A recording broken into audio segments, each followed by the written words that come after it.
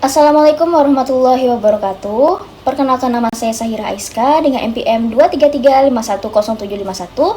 Pada kesempatan kali ini, saya dan teman-teman saya akan mempresentasikan proyek NLP kami yang berjudul Pengembangan Sistem Deteksi URL Phishing Berbasis Retrieval Augmented Generation atau RAG dan juga Large Language Model, yang dimana di sini kami menggunakan LLM lokal via OLAMA yaitu Gemma 34B dan juga menganalisis mengenai RAG pipeline dan juga RAG dokumen. Pada kesempatan kali ini saya akan mempresentasikan mengenai latar belakang dan juga metode yang kami gunakan pada sistem kami. Adapun latar belakangnya yang terdiri dari ancaman phishing dan juga kebutuhan deteksi cerdas. Nah, serangan phishing melalui URL palsu terus meningkat dan semakin sulit dikenali secara manual karena polanya menyerupai komunikasi resmi. Jadi, oleh karena itu kami berinisiatif untuk membuat sebuah sistem yang dapat menganalisis URL secara kontekstual, bukan hanya berdasarkan daftar blacklist statistik.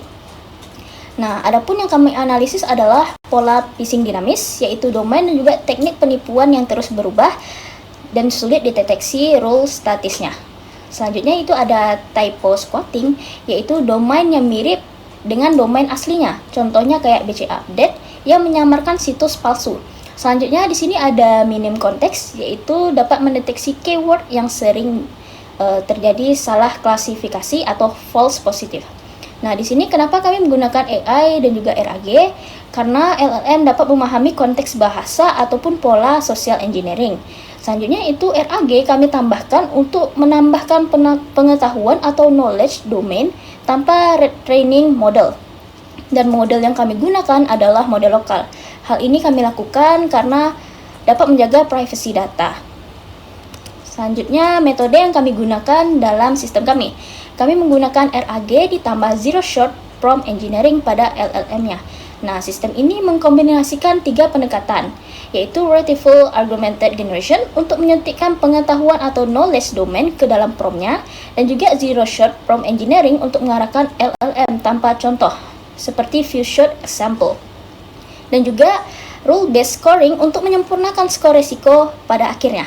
Di sini ada RAG atau Retrieval, yaitu RAG dokumen yang bisa diuploadkan pada sistem kami yang terdiri dari TXT ataupun CSV yang diunggah oleh pengguna. Adapun di dokumen itu dicaking dan dicari kemiripan dengan query. Selanjutnya ada hasil retrieval disisipkan ke prompt sebagai konteks. Selanjutnya kami menggunakan metode Zero Shot Prompt Engineering, yang dimana pada LLM-nya sendiri kami menggunakan Gemma 34B yang diberikan role plus aturan analisisnya. Tanpa contoh input dan output, itu kami menggunakan metode Zero Shot dan juga output dipaksa dalam format JSON yang terstruktur. Selanjutnya kami juga menggunakan rule based adjustment, yang dimana di sini keywordnya matching, yaitu danger atau warning, yang dimana akan ditambahkan 8 skor per kata danger dan juga 4 per kata warning. Dan juga di skor akhirnya sendiri di situ terdapat AI score dan juga bonus keyword. Baiklah, selanjutnya akan dijelaskan oleh teman saya. Perkenalkan, nama saya Anissa Mera Anastasia dengan NPM 23351727. Baiklah, di sini saya akan melanjutkan penjelasan dari teman saya yang sebelumnya. Di sini saya akan menjelaskan tentang arsitektur sistem yang dimana terdapat alur analisis, yaitu input, kemudian RAG, kemudian LLM, kemudian skor akhir. Yang pertama adalah input pesan atau URL, yang dimana user akan mengirim teks berupa URL ke API atau analisis. Kemudian yang kedua, kita akan mengekstraksi dan keyword, yang dimana kita akan mencari ekstrak domain dan juga mencari find keywordnya. Kemudian yang ketiga adalah retrieval RAG, yang mana berupa dokumen atau PDF, doc, atau juga TXT. Kemudian akan melakukan chunking plus similarity search.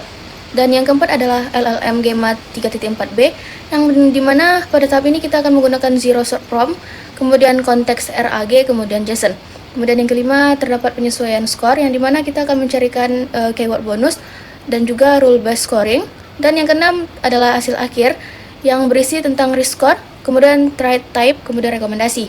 Pada skor akhir ini kita akan melakukan claim atau AI risk score, kemudian keyword bonus 0 sampai 100, yang dimana 0 sampai 100 ini akan membatasi hasilnya tidak minus dari 0 dan juga tidak berlebih dari 100. Kemudian di sini juga terdapat RAG, yang dimana RAG dokumen PDF, TXT, kemudian doc, menyediakan konteks tambahan dari dokumen yang diunggah pengguna. Kemudian di sini terdapat zero short prompt, yang dimana LLM diberi instruksi, peran, dan aturan analisis tanpa contoh demonstrasi.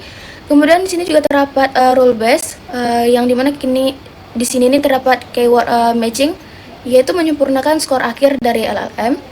Selanjutnya yaitu komponen RAG, yang dimana RAG dokumen yaitu knowledge base dari upload pengguna, yang dimana pengguna dapat mengunggah dokumen referensi seperti PDF, TXT, kemudian doc, AMD, dan juga CSV, seperti panduan keamanan BSSN, laporan insiden phishing, atau daftar IOC. Dokumen diproses melalui pipeline retrieval sederhana berikut. Yang pertama adalah ekstraksi teks, yang dimana extract text from file, kemudian PyMode PDF, kemudian Python, atau juga dapat membaca langsung. Kemudian akan melakukan chunking, yang dimana chunking text sliding window 500 kata dengan overlap 80 kata per chunk.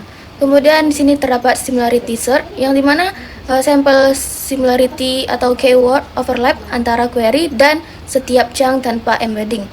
Kemudian di sini juga terdapat top K retrieval, yang dimana retrieve konteks akan mengambil 3 chunk teratas, kemudian disisipkan ke prompt sebagai konteks dokumen.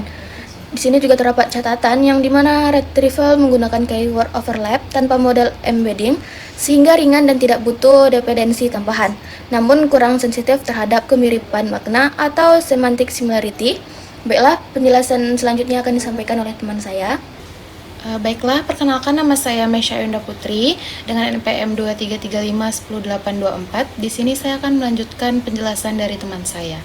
Nah, pada bagian ini saya akan menjelaskan bagaimana kami mengarahkan LLM dengan model Gemma 34B agar mampu menganalisis URL maupun pesan yang mencurigakan. Nah, pendekatan yang kami gunakan di sini disebut dengan Zero Shot Prompt Engineering.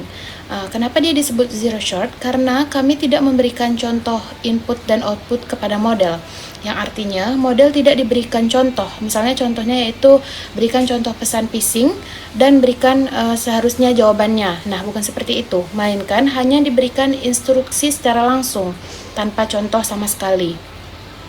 Oke, pendekatan ini tuh lebih efisien dari sisi research, karena jika menggunakan few shot, prompt akan menjadi lebih panjang, juga membutuhkan lebih banyak token dan cukup berat untuk model berukuran yang lumayan kecil seperti yang kami gunakan, yaitu Gemma 34B.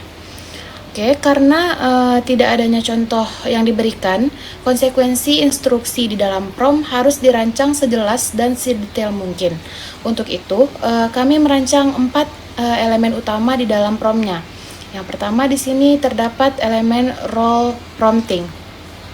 Di awal prompt, model diberikan peran tertentu, yaitu diinstruksikan yang seperti kamu adalah pakar keamanan cyber senior yang menganalisis URL dan pesan mencurigakan.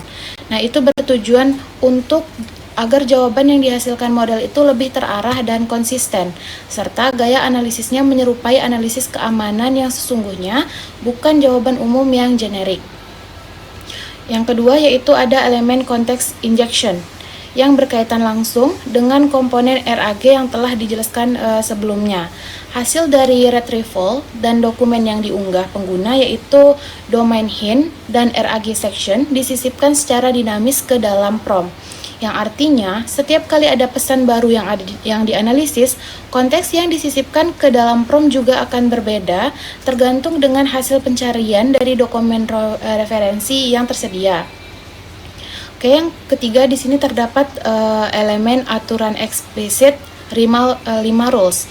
Jadi di mana terdapat 5 aturan yang didefinisikan langsung di dalam prompt.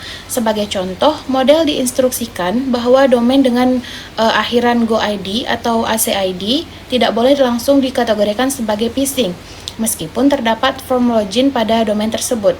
Nah, aturan ini tuh diperlukan karena tanpa batasan seperti ini, model itu akan beresiko terlalu sensitif dan menandai seluruh domain resmi hanya karena adanya form login. Jadi dengan kata lainnya itu, aturan ini itu berfungsi mengontrol model agar tidak melakukan klasifikasi secara sembarangan, sehingga hasil analisis menjadi lebih presisi. Oke, selanjutnya di sini terdapat elemen output format constraint. Ini berkaitan dengan format keluaran. Karena hasil dari LLM ini akan diproses lebih lanjut oleh sistem, bukan langsung dibaca oleh pengguna, maka model itu diwajibkan mengembalikan jawaban dalam format JSON yang valid dengan skema tertentu seperti rescore, thread types, dan keywords, dan seterusnya. Ini tuh penting agar sistem dapat langsung melakukan parsing terhadap hasil tersebut secara otomatis tanpa memerlukan penyesuaian manual. Nah, jadi keempat elemen yang ada di sini kemudian itu disusun menjadi satu struktur prompt yang utuh. Urutannya yaitu adalah model terlebih dahulu diberikan perannya, kemudian diberikan konteks dari knowledge base atau hasil RAG, dilanjutkan dengan penanda apakah domain tersebut sudah terverifikasi atau justru mencurigakan. Kemudian aturan analisis mencakup ketentuan mengenai GoID, ACID, serta indikasi phishing nyata seperti typo squatting, permintaan OTP, dan tekanan waktu. Nah, setelah itu baru dimasukkan pesan yang akan dianalisis beserta sumber dan modenya. Lalu pada bagian akhir juga ditegaskan kembali bahwa keluaran itu wajib berbentuk JSON tanpa teks tambahan dari luar format tersebut. Nah, di sini dapat kita lihat ini adalah kalau semua elemen itu digabungkan maka dia akan berbentuk seperti ini. Ini adalah struktur prompt yang sudah disederhanakan. Baiklah, sekian yang dapat saya sampaikan. Selanjutnya akan dijelaskan oleh teman saya. Baiklah, selanjutnya saya akan menjelaskan mengenai pasca proses pada sistem cybertext AI yang telah kami bangun. Jadi pada tahap pasca proses ini, sistem tidak langsung mengadopsi keluaran skor resiko dari model LLM-nya secara mentah. Jadi itu terdapat mekanisme penyempurnaan berbasis aturan deterministik yang kami sebut dengan rule-based scoring yang diterapkan untuk meningkatkan akurasi dan juga konsistensi skor akhir. Jadi proses itu diawali dengan mengekstraksi nilai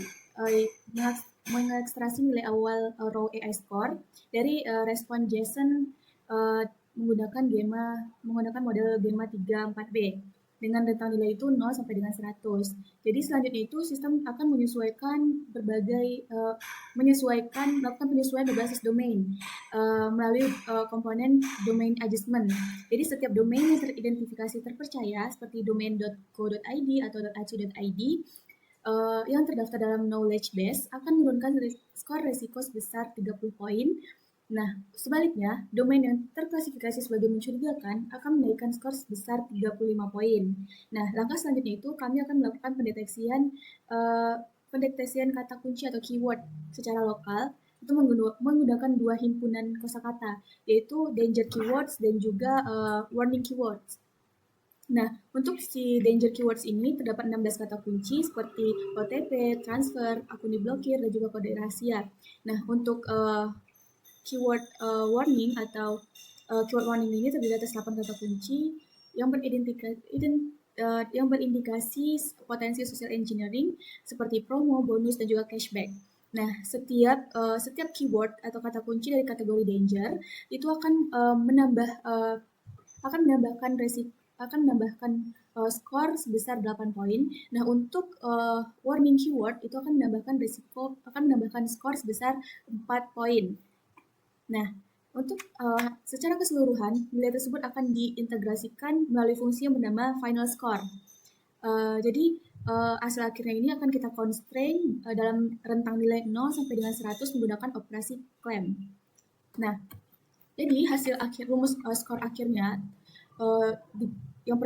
itu kita buat fungsi final score. Final score itu didapat dari raw AI score tadi yang domain tadi ditambahkan dengan keyword bonusnya dari apakah dia teridentifikasi keyword danger keywords ataupun warning keywords ditambahkan. Kemudian kita akan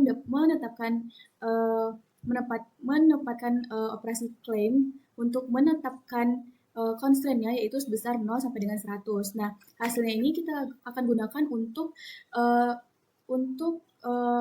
menganalisis skor apakah link itu termasuk phishing ataupun tidak gitu.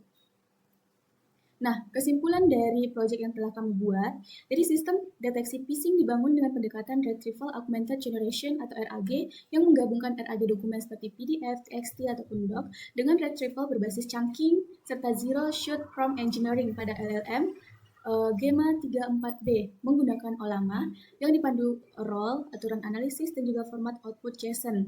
Nah, hasil LLM kemudian disempurnakan melalui role-based scoring untuk menghasilkan skor risiko, jenis ancaman, dan juga rekomendasi keamanan secara otomatis. Baik, perkenalkan nama saya Cynthia Rizky dengan NPM 2335179 dan di sini saya akan menjelaskan untuk bagian implementasi dari web kami yang dimana kita menggunakan OLAMA lokal. Pertama saya menggunakan OLAMA model Gemma 34B. Langsung aja kita coba untuk menjalankannya. Maka dia hidup. Nah, ini udah jalan ya OLAMA-nya. Kemudian di sini saya sudah menampilkan bentuk webnya. Nah, di sini adalah tampilan web dari kelompok saya, dan di sini untuk RAG-nya yang dimana sudah menyediakan dataset. Kami sudah menyediakan dua dataset. Yang pertama adalah knowledge base dan CSV. Nah, di sini kita bisa memakai salah satu, seperti ini, atau bisa dipakai dua dataset. Nah, oke, nah ini untuk sebagai knowledge base-nya aja gitu. Jadi di dalam sini terdapat semacam untuk membantu si AI atau di dalam web ini ya, agar bisa lebih menganalisanya lebih bagus lagi gitu. Nah, makanya kami menyediakan ada yang versi TXT sama CSV.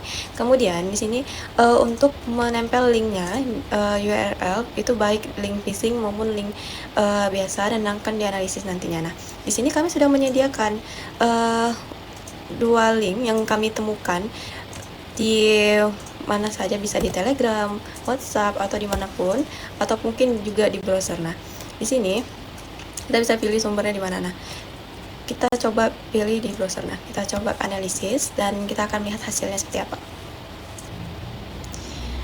Baik, nah untuk link dari bansos ini yang kami temukan itu hasil analisisnya itu 75, skor risikonya itu kritis, yang artinya ini merupakan link phishing ya. Nah, dari hasil analisis ini terdapat jenis ancaman, yaitu phishing dan social engineering. Kemudian penjelasannya itu di sini udah ada penjelasan yang bisa dibaca saja. Nah, dan kemudian ada kata kunci. Jadi kami membuat keyword ya, yaitu ada di sini tertampil bansos dan cek bantuan. Nah, jadi dia akan mengecek dari sini sistemnya gitu kan, apakah ini memang phishing atau tidak. Nah, dan hasil sistemnya itu menemukan kalau di sini ada kata kunci yang mencurigakan gitu. Dan kemudian di sini ada rekomendasi tindakannya. Jadi pengguna itu dapat bisa lebih waspada gitu, karena dan bisa lebih tahu bagaimana caranya supaya tidak terkena phishing, yaitu jangan memasukkan informasi pribadi apapun, kemudian hubungi pihak terkait. Nah, jadi ini untuk salah satu contoh menggunakan link phishing yang kami temukan. Nah, apabila kami ingin membuat analisa menggunakan misalnya nih WIR-AC contohnya, misalnya kita mau menganalisa situs resmi gitu, kita bisa coba aja gitu apakah sistem ini bekerja dengan web resmi, apakah terdeteksi phishing atau tidaknya. Nah, ini kita analisa aja langsung dan kita tunggu. Baik, nah untuk hasil analisa dari web wir.ac.id yang dimana merupakan situs laman resmi, itu skornya itu aman ya, karena ini merupakan web yang resmi yang ada gitu. Nah, di sini jenis ancamannya itu ya aman. Kemudian penjelasannya itu di sini dia sudah tahu kalau domainnya itu ke universitas resmi, dan kata kuncinya itu yaitu wir.ac.id. Kemudian di sini rekomendasi tindakan selalu verifikasi URL melalui sumber resmi gitu. Jadi di sini kita tahu oh berarti ini memang ada gitu situsnya, tidak berbeda sangat dengan link phishing yang bansos tadi. Nah, jadi ini merupakan bagaimana sistem kami bekerja, dan kemudian ini untuk bagian RAG-nya. Jadi di sini untuk biar web AI web ini bisa lebih gampang menganalisa setiap domain gitu dari dataset yang telah kami buat, yaitu ada dataset berupa knowledge base yang ada TXT dan CSP-nya gitu. Baik, itu saja yang dapat saya jelaskan untuk bagian implementasi. Saya akhiri dengan wassalamualaikum warahmatullahi wabarakatuh.